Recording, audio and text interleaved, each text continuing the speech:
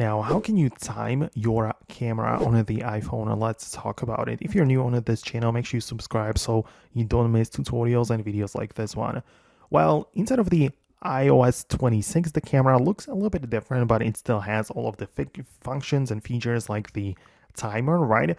So you can find it by going to the Photos section, and you can then tap on the three dots in the top right corner, which makes this like panel show up at the bottom, and you essentially need to click on the timer. So we have the three settings for a timer, so obviously it can be turned off, but you can set the timer for 3 seconds, 5 and 10 seconds respectively, right? So you get to pick that time option, and then when you click on the shutter, the photo will not be captured right away, but after 10 seconds. So it's like it gives you time to pose correctly or do whatever you need for your pictures, right? So that's like the best way to get the most out of it.